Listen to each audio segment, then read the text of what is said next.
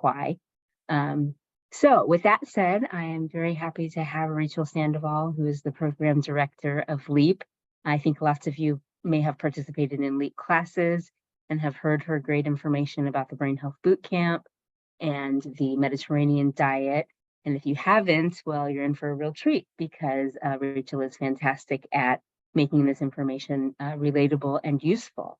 So with that said, Rachel, I will turn it over to you again with my deep, deep thanks for filling in for us today. Yeah, of course, no problem. Let me share my screen here. Oh.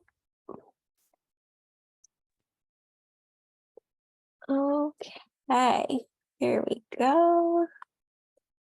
All right, I do see some familiar faces and or names, I guess, and some new names. So welcome, everyone. I am going to just give a very brief introduction to the ADRC in case there's anybody new here. I think most of you are probably familiar with us, but I'll give you a really quick overview. We'll talk about some Alzheimer's prevention strategies, and then I'll let you know how you can get connected with the LEAP program and learn more if you're not connected already. So in case you didn't know, we are one of just 33 NIH accredited Alzheimer's disease research centers in the country. And we do a lot of things, as do all of the ADRCs nationwide, but we do a lot of work serving patients, doing research, and providing community outreach. And we are just so excited to be here to serve you. Just a couple of the things that we offer. We have a variety of different types of research studies. So we do research on medications, we do research on lifestyle interventions. Our specialty is sort of exercise and metabolism. That's kind of what we're known for, but we do research on all kinds of different things. We've got many different studies, both prevention studies and treatment studies. So of course, if you have any questions about research, don't hesitate to reach out and let us know. We're happy to get you connected. And then we have our outreach and education programs. So we've got the LEAP program, which stands for Lifestyle Empowerment for Alzheimer's Prevention. That's the program that I manage and I'm going to be talking about today. And we have many other resources, including my alliance, which is what you're a part of right now by joining this webinar. We've got support groups and other community programs. So don't hesitate to reach out if you need help getting connected to any of that. My alliance is the best way to stay connected. So, you know, hearing about future events, hearing about future research, all of that, as long as you check your emails on Mondays and stay connected with us through these webinars, you'll hear about all of that. Great stuff. Okay. So let's just talk briefly about what is dementia, what is Alzheimer's, before we talk about healthy lifestyle strategies. So this is a really common question that we get. What's the difference between dementia and Alzheimer's? And dementia is an umbrella term that describes many different conditions that can cause changes in memory and thinking. So that includes Alzheimer's, and Alzheimer's is the most common type of dementia. It's 60 to 80% of cases, but there are many other types, including Lewy body dementia, frontotemporal dementia, vascular dementia, many different types, and they can often overlap with each other as well. You might have more than one at the same time. So dementia, again, is just sort of that umbrella term, and Alzheimer's is a more specific condition. We have come a really long way in our research with Alzheimer's. We can diagnose earlier and much more accurately than we could in years past. And we continue to get even better at that as we study more ways to diagnose and look at biomarkers and all of those things. We have helpful treatments, but we don't have a cure. So we're still looking for the cure, but we do have treatments that can be helpful And I want to highlight that because it's important if you are noticing memory changes or thinking changes to talk to your doctor and not be afraid to bring that up. One, because there is something that we can do to help. And two, if it is, there are many other things that could cause those symptoms that are not dementia, and we want to make sure we catch those. So if you ever are noticing memory and thinking changes, please don't hesitate to reach out to your doctor. But we do have helpful treatments. And we also have lifestyle changes that can reduce risk and slow decline. So that's what we're going to focus on for the majority of the rest of this presentation. That's what the LEAP program focuses on. But there is a lot that we can do with our lifestyle.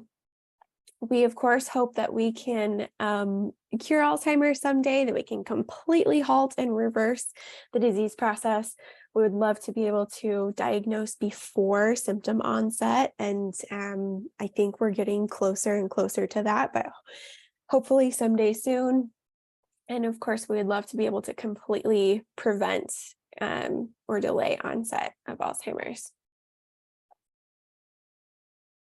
Some common medical risk factors include depression or anxiety, traumatic brain injury, high blood pressure, heart disease, sleep apnea, diabetes.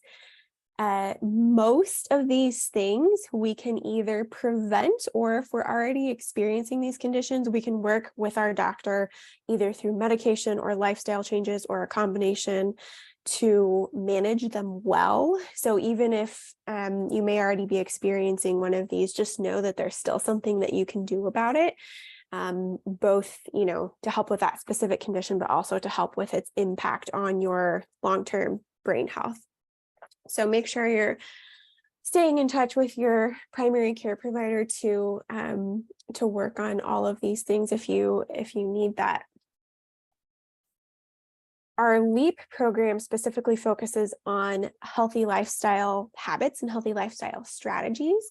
And what we strive to do is translate biomedical research findings into something that you can actually do in your everyday life.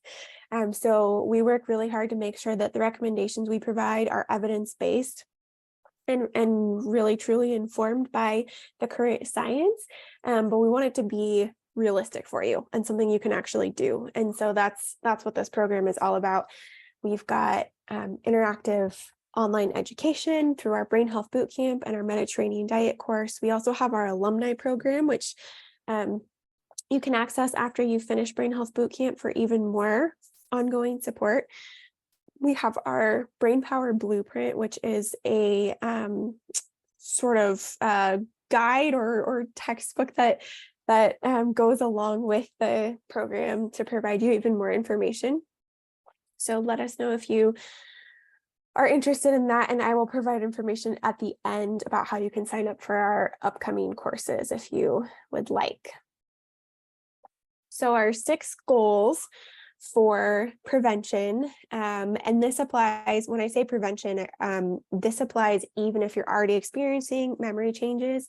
It's never too late to improve your lifestyle and to see some benefits in your quality of life, your overall health, and even potentially slowing cognitive decline. So these are our 6 goals: move more, get fit, eat healthy, sleep well, stay connected, and manage stress and mental health. And we'll touch on each of these in a little bit more detail in the upcoming slides. So with move more, what we're talking about is being more physically active throughout the day and being less sedentary, and this is different from exercise. So I'll tell you more about exercise in just a minute. But when we talk about physical activity, we're talking about our general movement throughout the day. So, getting up, doing laundry, cooking dinner, mowing the lawn, walking the dog, all of those just general small movements that we take throughout the day. And that's what we're talking about. We want to increase those because we know from the research that there are a lot of health risks associated with prolonged sedentary time. And there even has been shown in some more recent research, some pretty significant benefits specifically for brain health to maximizing our step count throughout the day. So if you have a way to track your steps, which not required, you can get physical activity without tracking steps. But if you do like to, wear a Fitbit or an Apple Watch or something like that, they've shown benefits specifically to brain health from getting closer to that 10,000 steps per day goal.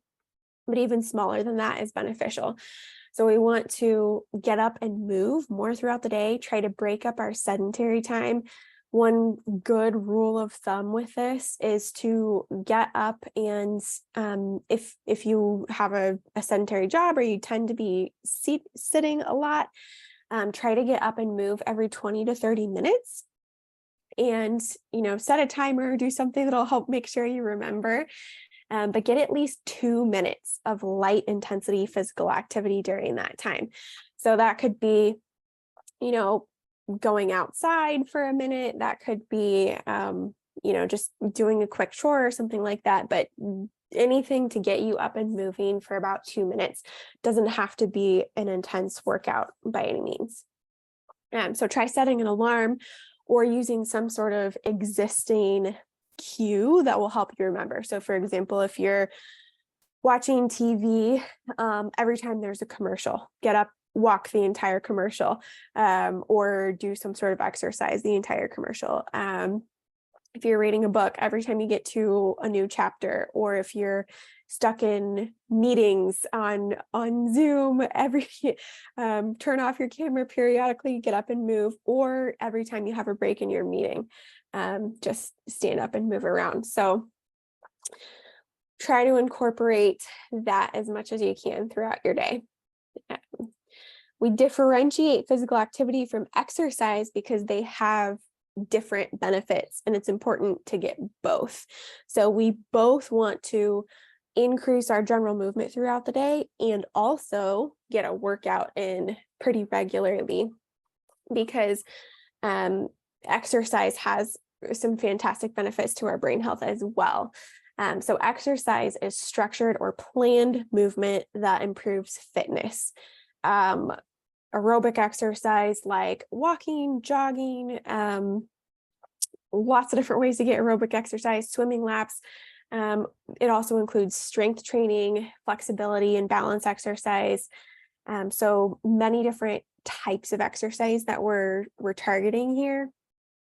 Aerobic exercise has the strongest link to brain health. We've seen improved cognitive performance after regular aerobic exercise for a certain period of time. So for example, before and after 6 months of regular aerobic exercise, we can see improvements in cognitive performance. But strength training is also really, really important, as our balance and flexibility exercises. And we go into this a lot more in our full program, but they all have a role.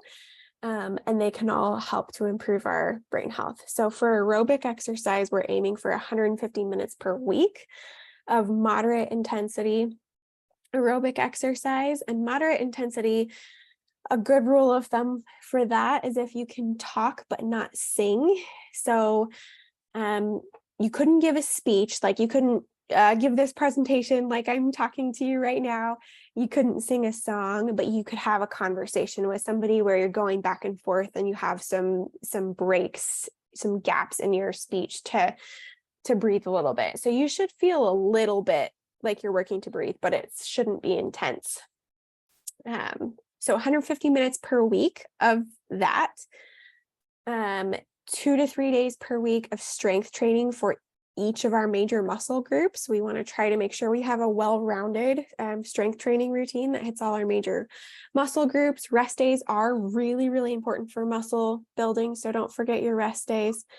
And then we want to do daily balance and flexibility exercises as well.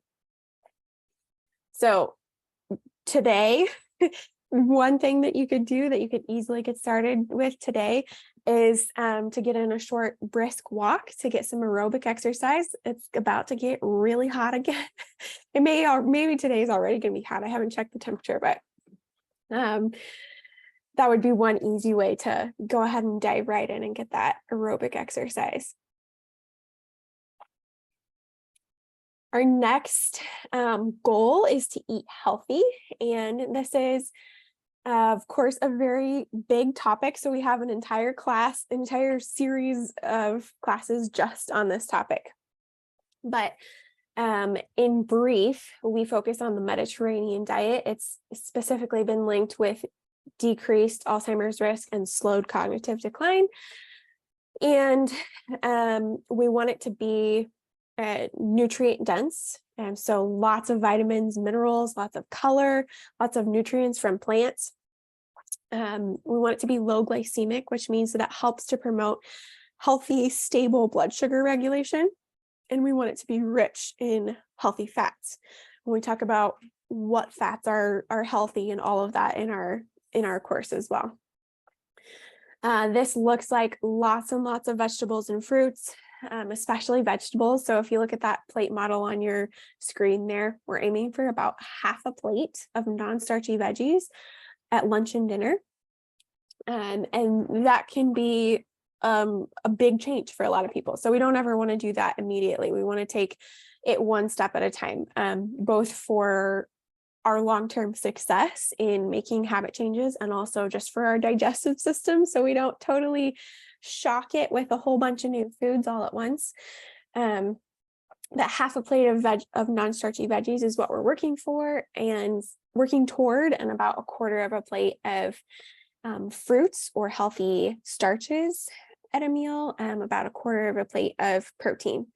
So lots of fruits and veggies, whole grains instead of refined grains, healthy fats. We want to aim for lean protein and low fat dairy and limited processed foods and sugar.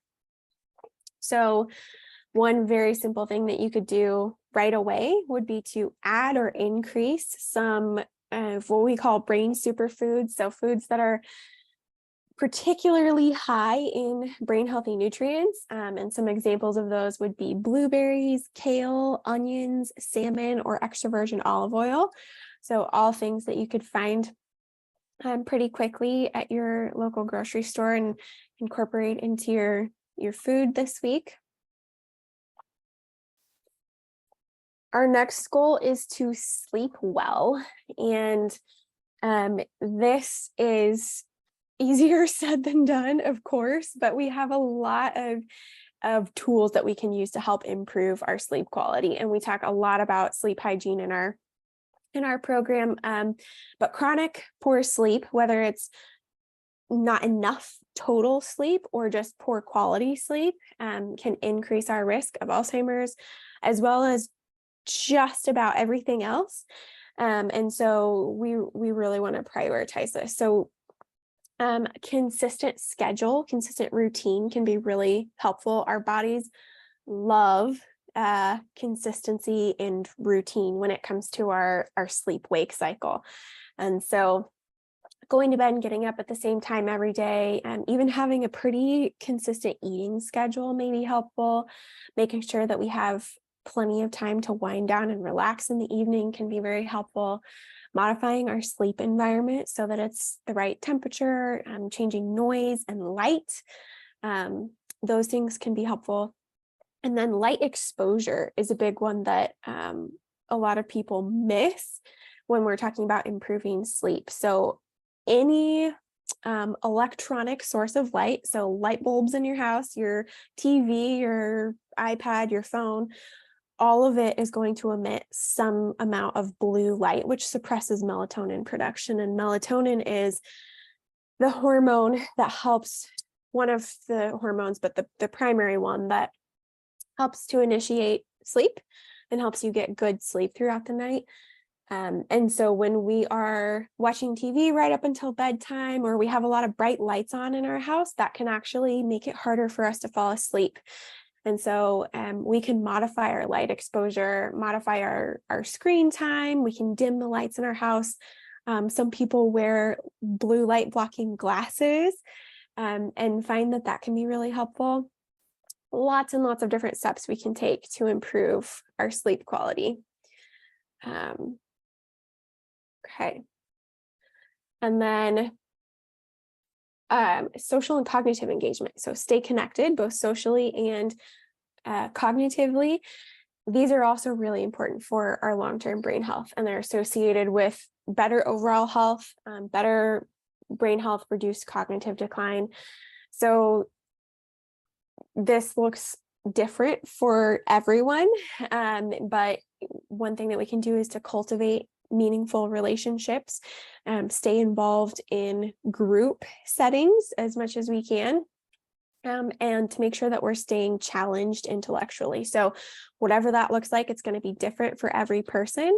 You don't necessarily have to do puzzles or brain games, but finding activities and hobbies that help you to practice problem-solving skills, learn new skills, use your fine motor skills, incorporate music and coordination. All of those things can be great for your long-term brain health.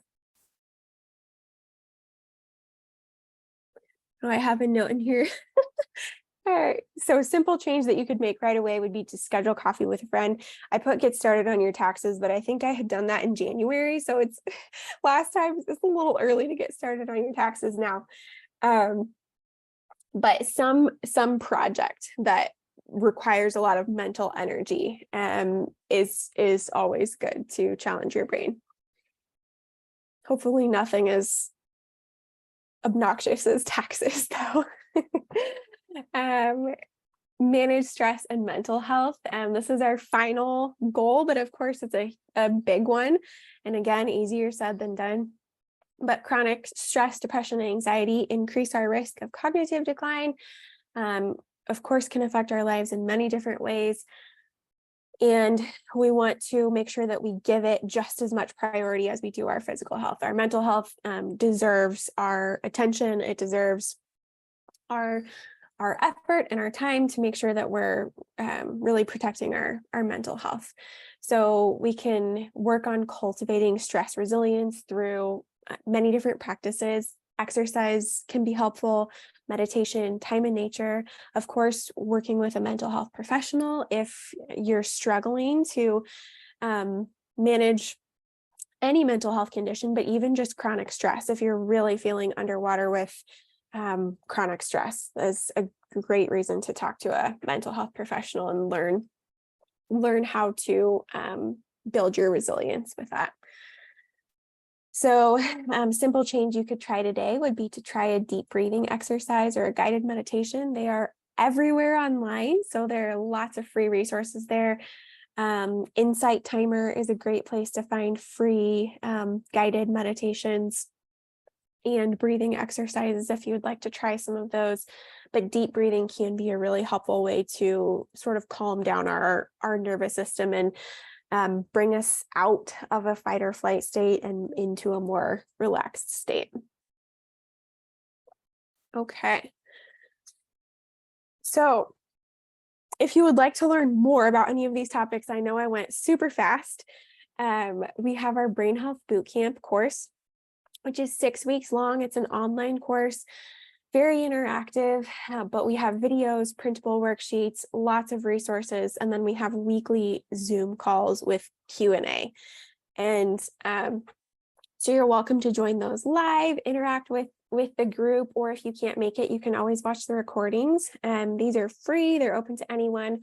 Our next class begins October 5th. So you can sign up for it now, even though it's a couple month and a half away. But that is free and open to anyone. So we'd love to see you there. We also have our Mediterranean diet 4-week course, which just goes into much more detail on the healthy eating topics that I mentioned. Our first week is an intro to the Mediterranean diet. We talk about building brain healthy meals, nutrient boosting, and healthy fats. So lots of great information there. We have guides for balanced meals, all kinds of resources, recipes. We do a weekly recipe challenge. So it's a lot of fun. We do have an in-person course that starts on September 7th. So check your email for an invitation to sign up for that. We only have, I think, 8 spots left as of today. So we'll fill out those remaining spots quickly, but check your email for a link to sign up for that. Next week for our in-person course. This is the first in-person one that we've done since 2020, since March 2020. So we're excited. It's going to be fun, but we will continue to offer it online for anybody who's not local. And we'll have some additional fall and spring online options and signups for those coming soon. So stay tuned if you can't make it to the in-person class, or if it fills up, we will have lots of other resources for you. Okay, I finished just in the nick of time. Not a whole lot of time for questions, but I can stick around if anybody has questions. Thank you, Rachel. There is a question from Renee in the chat about whether the 6 goals are ranked. Not in order of importance, just, I mean, I gave them numbers for organization purposes, but they're not in order of importance. I will say that nutrition and exercise probably have the most robust research, specifically with Alzheimer's. But we know that all of the others are important as well, particularly, sleep and mental health. I mean, they're just all so important. So I hate to say that one is more important than the others, but sleep or exercise and nutrition probably have the most robust research from an Alzheimer's perspective. Great, thank you. Any other questions from anyone? Right. Well, thank you again for being here. Thank you again, Rachel, for helping us to pivot, to use a popular word, with a different topic, but always timely, always so important. So I appreciate that. And everybody watch your My Alliance emails for more information about upcoming Mediterranean diet class and Brain Health Boot Camp. Next week, our speaker will be our colleague, Dr. Jaime Perales-Puchal. And he is going to be talking about honorable aging. So I know that will be a lovely topic, one that we all have a lot of interest in. And Dr. Perales is very passionate about making sure we live with dignity. So stay tuned for that. We'll have some information about that on our website tomorrow and in My Alliance email on Monday. And everybody have a great week. Thank you again, Rachel, and we'll see you next time.